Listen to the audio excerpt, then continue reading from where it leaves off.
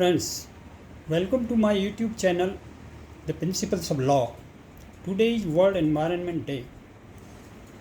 I want to emphasize upon the protection of environment as has been reiterated by Honorable Supreme Court of India from time and again through their judgments.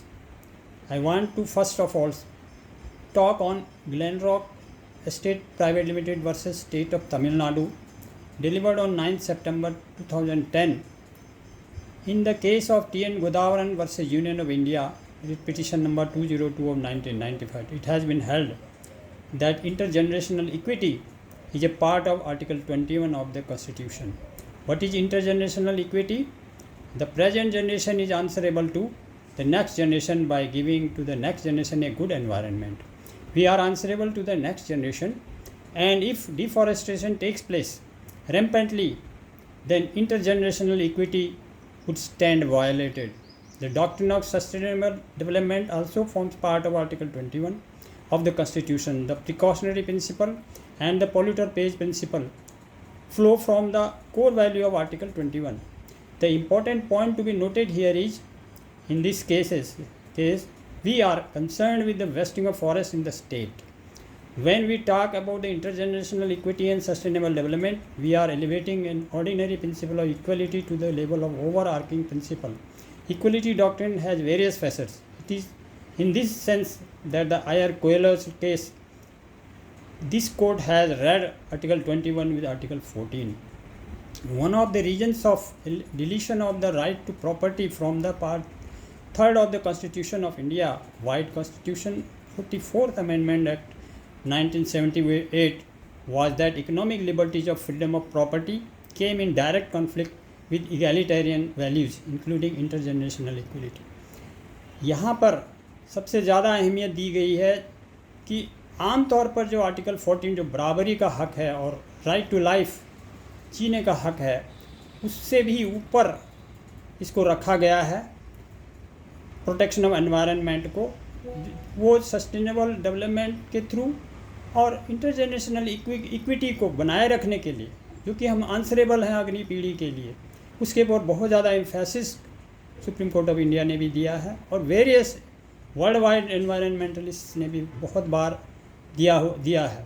अगला case में Tata housing development company limited versus Alok Jagga and others, नवंबर 5, 2019 में दिया गया है, जिसमें directive principle of state policy को बहुत ज़्यादा अहमियत दी गई है, जिसके थ्रू 48A और 51AG के जो आर्टिकल्स हैं दोनों, उनको हमारे कॉन्स्टिट्यूशन में जगह दी गई है और जिसके तहत वाइल्ड लाइफ प्रोटेक्शन एक्ट और एनवायरनमेंट प्रोटेक्शन एक्ट बनाया गया है और बार बार इनको एम्फसाइज किया गया है वेरियस केसेस के थ्रू कि इनको लागू किया जाए सरकार द्वारा, और सरकार को जिम्मेदारी लेनी चाहिए, आम आदमी को भी जिम्मेदारी लेनी चाहिए एनवायरनमेंट को बचाए रखने के लिए।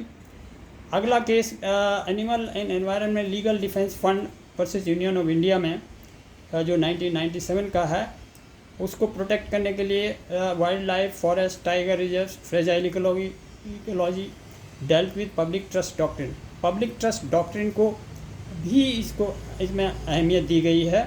पब्लिक ट्रस्ट डॉक्ट्रिन सबसे पहले MC Mehta versus Kamal Nath and other 1997 का केस है।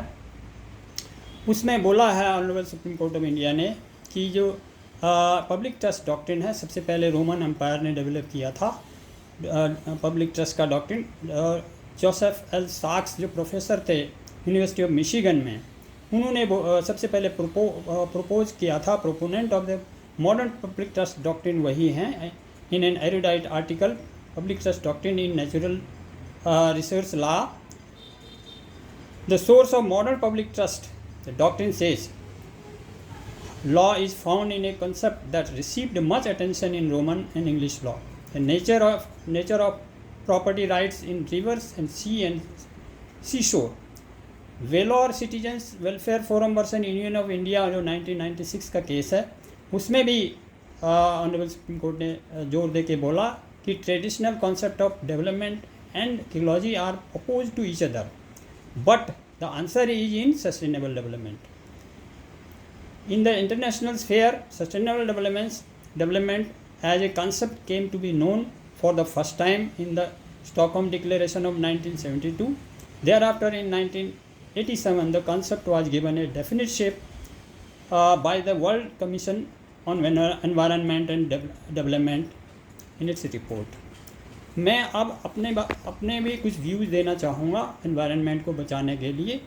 सबसे पहला मेरा कहना ये है कि व्हीकल्स को मिनिमम यूज किया जाए, पब्लिक ट्रांसपोर्ट को ज़्यादा से ज़्यादा यूज किया जाए, इसके ऊपर लॉ भी बनाया जाना चाहिए।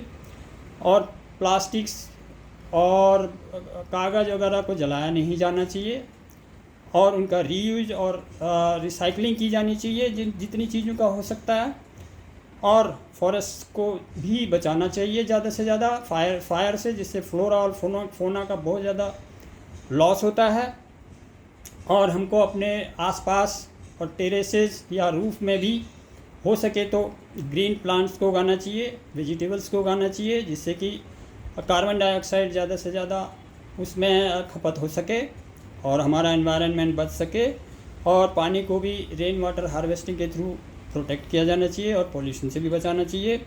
और हमें सबसे ज़्यादा जो है पब्लिक ट्रांसपोर्ट को यूज़ करना चाहिए। और इन सब के साथ साथ और हमको थैंक यू वेरी मच।